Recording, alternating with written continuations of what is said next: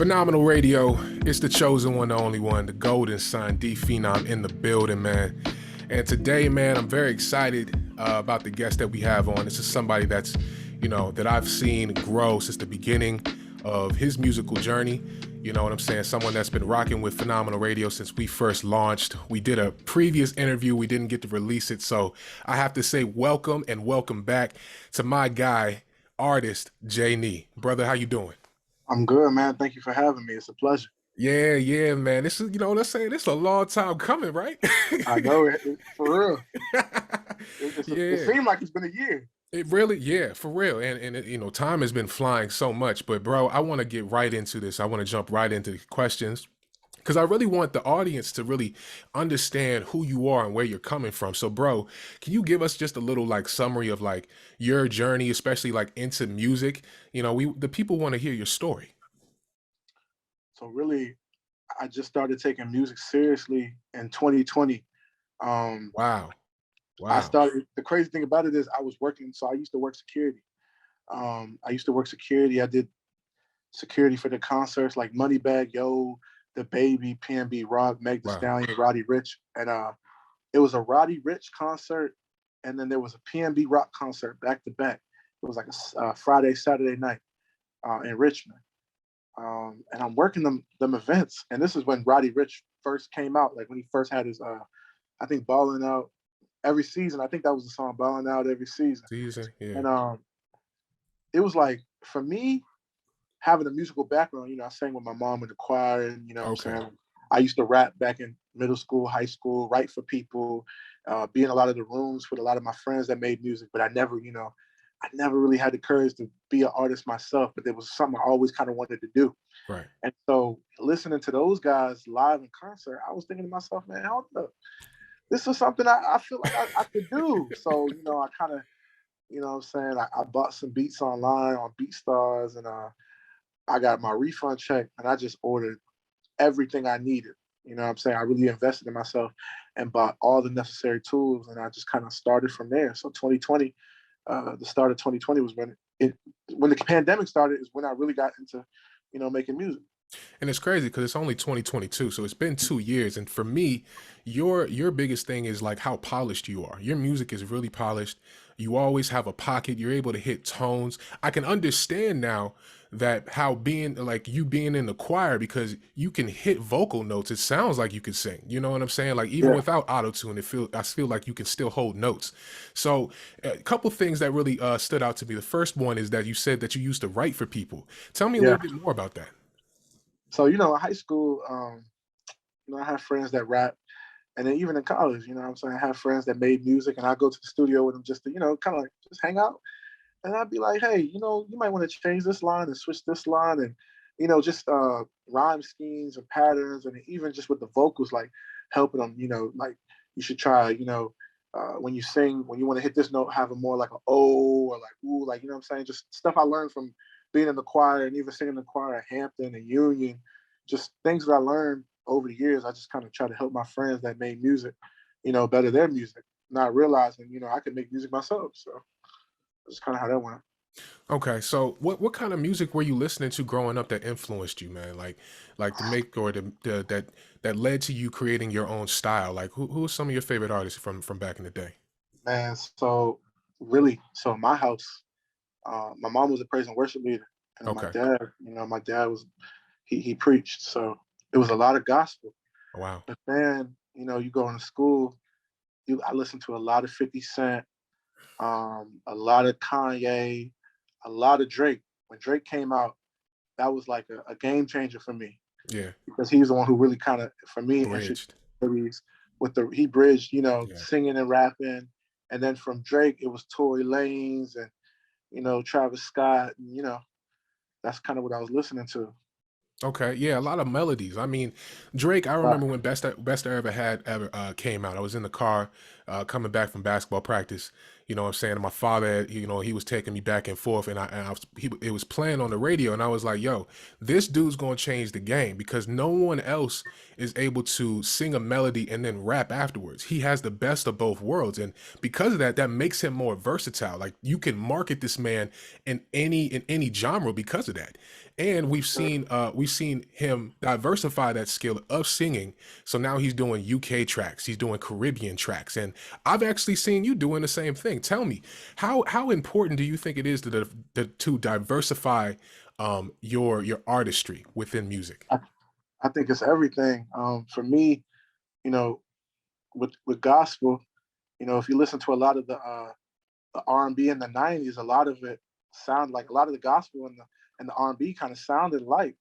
So Yeah, a lot of these R&B chords are a lot of the chords that was used in the church. So, when you listen to Usher, when you listen to R. Kelly, when you listen to Genuine, and you listen to those chords, a lot of it derives from the church. So for me, R&B is just a natural sound that I always love. So, I love, making love songs. It's so pure. That's probably one of my favorite type of music to make. And then, with rap, you had the bars, like, we had Wayne, we had Kanye, we had Jay-Z as kids growing up. So right. you're influenced by that. So everybody, we want to get our bars off. And then on the other side, my dad's from Ghana. So it was a lot of Afro beats with listen to music with my cousins. I listen to a lot of Afro beats, P Square, Davido, Wizkid. So I've even ventured into that type of music and trying to see how I fare in that realm as well. So Yeah, I'm because trying everything, man. they don't know, the people don't know, you know what I'm saying? You have a lot of unreleased music. You send me stuff time to time, and I think everything you've sent me thus far is absolute fire. But the thing that definitely caught me off guard was that Afrobeat song you sent me, and like people, I'm trying to tell you, this man, he's coming for people's necks. You know what I'm saying? Like he's not staying in one lane. I didn't expect him to be doing what he's doing. So you guys got to definitely look out for when he drops this stuff. And while we're on the topic of your singles, and of course, there's a couple other questions I have, especially with your name, but I want to talk about your Betty Crocker single. That's your recent single that you have out on Apple Music. That joint is crazy. Whoever made the beat, and I hope we can shout out the producer. I love getting producer credits on here, but Yeah. that beat is absolutely insane, and you are flowing on it, bro. Tell me how that song came to fruition, please. So that beat right there, my main one of my main producers that I work with is my boy Sharif. We went to Virginia Union together, King Sharif, and one day he sent me the beat, and I was like, man, this is fire. Yeah, But I was it was very seldom do I have times where I'm listening to a beat and I can't come up with nothing. Normally, I got a melody to go with it, but I just couldn't think of nothing. And then I remember there was a song that I had written to another beat, um, probably early 2020. So I go back. I'm going through a whole bunch of songs that I've written already, and I took the hook from this song, and I was wow. like, "Sounding so fast, you wanna holler, toss down desert," and I kind of just pieced it together, and then I sent it to him, and he was like, "Bro, we got one," and I was like, "For real?" So then I just sent it. I sent it to a bunch of my friends, and they're like, "Whoa, this is different. What's Yeah, this?" yeah. And I was like, "Hey, man, we just we just making music, man. We just trying to see what works. We just having fun, and that's just what it was. And I was definitely inspired by like a lot of the Houston artists, and then a lot of the Houston scene, like the Houston strip clubs, the Houston culture. I really vibe with that. So uh, V Live nights, V Live in Houston. That was it was a little inspiration. V Live nights, we toss $7. Shawty, so so if they listen to the song, they'll catch the vibe. They'll see what's Yeah, going on. and definitely it's out on all streaming platforms, right? Betty Yeah, Crocker. definitely, definitely. Song is called Betty Crocker. Make sure you guys go check it out on all streaming platforms. I'm trying to tell you that joint is hard as a mug, man. But you mentioned your producer, King Sharif, man. That gives me into my next couple questions. What's your relationship like with your producers? You guys are sending beats back and forth. Are you guys in the studio together? Like, how do you guys form such a good chemistry? So really, me and Sharif, we graduated together. We Okay. graduated union together, so Yeah. we always been tight. One day I sent him the songs for me, one of the R&B records that I had cut, and he was like, "Wait, hold up, you make music?" Because he's a DJ. He used to DJ. He was the school DJ at my school. He used to DJ at all the events, all the clubs, everything, all the parties. And I was like, "Yeah, I make music, bro." And he was like, "Hold up," and then he just sent me over some beats, and that was like towards the middle towards the middle end of 2020, and we've been in the studio together.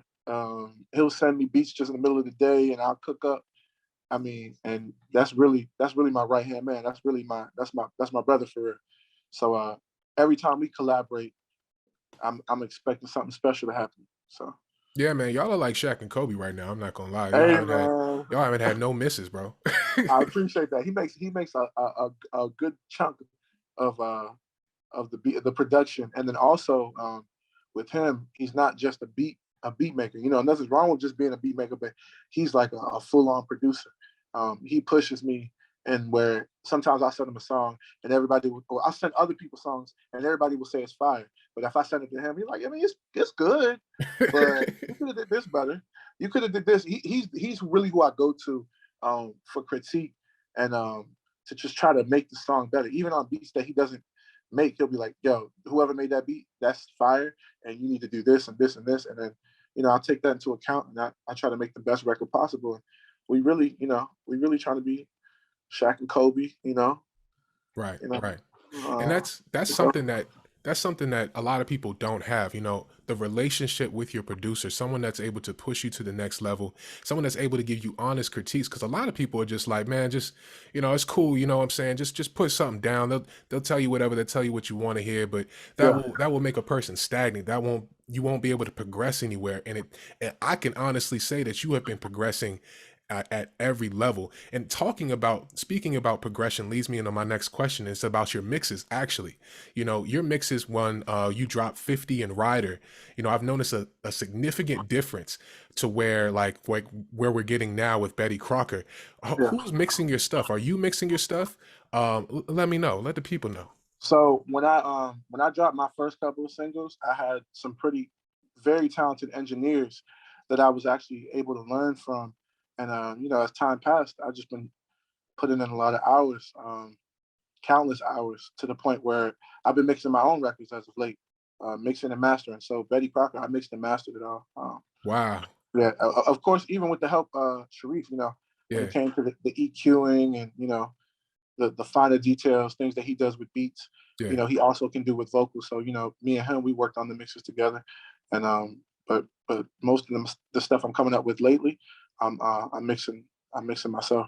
So Yo, man, how important do you think it is for an artist to be able to know how to work digital audio workspaces and know how to record themselves now that we're on the topic of production and mixes? it's everything.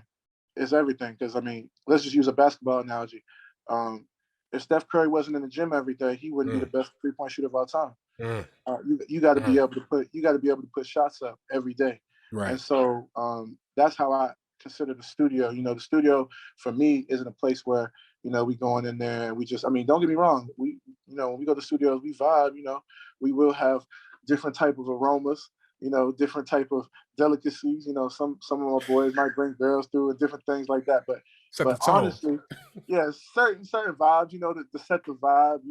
But really and truly, if we really get into it, the nitty gritty every day, uh, it's just about the work. It's working on different cadences, working on vocal range, working on my bars, my punchlines, delivery, and just even on a mixing aspect on the engineering side, trying to get my vocals to sit right within the mix with the beat. And it's just it's work. It's everyday work. It's like how Kobe would go to the gym and he'll shoot threes from the left, the middle, and the right. You know what I'm saying? And the corners. You know what I'm saying?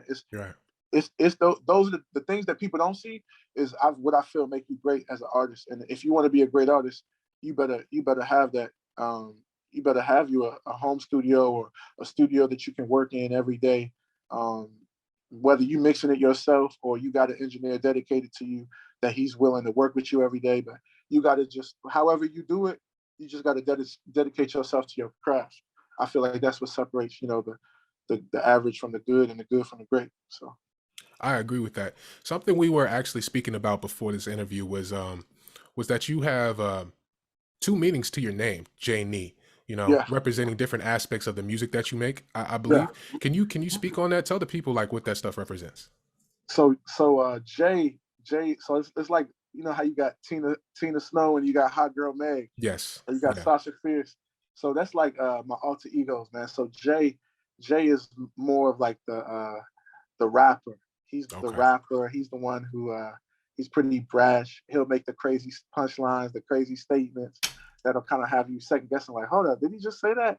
And then Nee channels more into his like emotional side, whether it be, um, a love song or even like pain music. Just talk about the things that we go through on a day to day, or things that we've gone through in the past that shaped us into who we are, into who I am as an artist. So, it's a little difference in between, and when they come together, I feel like it's a great artist. Hmm.